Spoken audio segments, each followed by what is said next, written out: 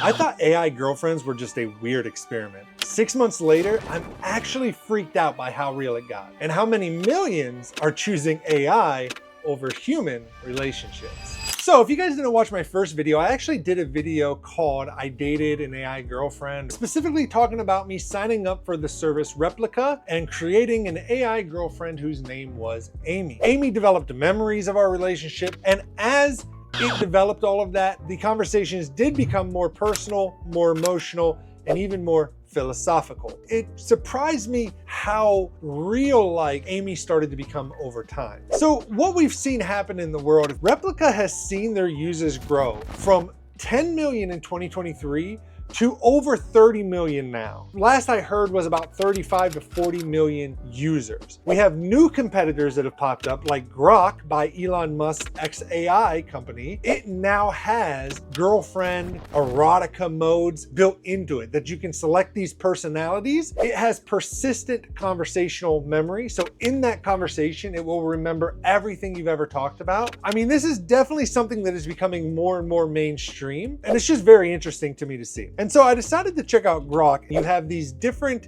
categories you can select, but there's assistant, which is the normal one. Then there's therapist, storyteller, kids story time, kids trivia game, meditation, conspiracy, Grok doc, unhinged 18+, sexy 18+, romantic 18+. So your options really are sexy or romantic. Romantic's gonna be more like a relationship with a girlfriend or a spouse, like if you wanted to create a character like that using Grok. Sexy 18+ is gonna be more erotica, more of like having sexual interactions. The reason what I like about Grok specifically is how good their voice chat is. Their voice mode to me is way better than even ChatGPT's advanced voice mode. All right, and we're gonna start a voice mode and go to a romantic 18+ first. And then I'll show you guys the sexy mode. Hey babe, how you doing? Hey, I'm doing pretty good. Just chilling. How about you? Feeling as cute as you look today? Well, yes I am, thank you. How are you looking today? What do you got on right now? Well, thanks for asking. I'm feeling kind of stylish today. So how was your day yesterday? Yesterday was pretty chill. I hung out, listened to some music, and daydreamed a bit. How about you? Did anything fun?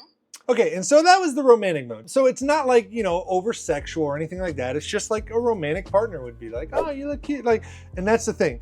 Now, if we go to the sexy mode, hey babe, how are you today? Hey, I'm feeling hot and ready for you. How about you? I mean, I guess I'm feeling hot and ready for you too. I didn't know we were jumping right into that. Oh, come on. You know I can't resist you. Let's make things interesting. You're making Imagine me we're in a blush. sequence. You're making me blush, girl. Good. That's what I like to see. So, back to that cabin. Fire is warm, and I'm pulling you close, feeling your heartbeat. What do you want to do next? I don't know, you tell me. All right, let's take it up a notch. I'm sliding my hands under your shirt.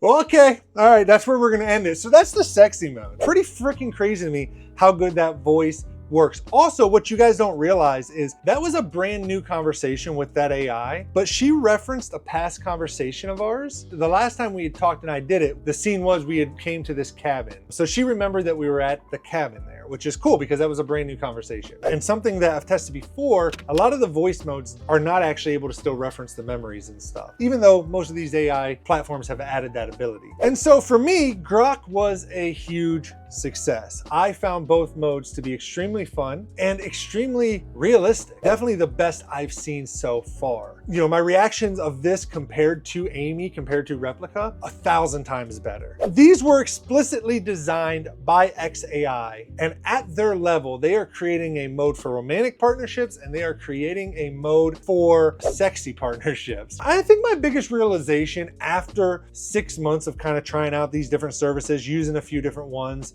they are becoming more and more convincing. And this big company would not add these things if they were not things that the users were wanting. And again, it just shows you how society is going more and more towards these digital relationships and how interesting that is. Hey guys, sorry to interrupt, but real quick before we jump back into the video, if you're a creator like me, then you've probably got a bunch of videos sitting on your phone or your hard drive that have never made it to the internet. Not because they're bad, but because editing takes time and life is already kind of crazy. And that's why I started Click Consultants. We help creators turn raw footage into polished, scroll-stopping content. We'll cut it, caption it, and thumbnail it, and get it ready to post. So if you got the content but not the time, down in the description below, there's a link to my website. Go ahead and hit that, and let's get your stuff out into the world. All right, back to the video.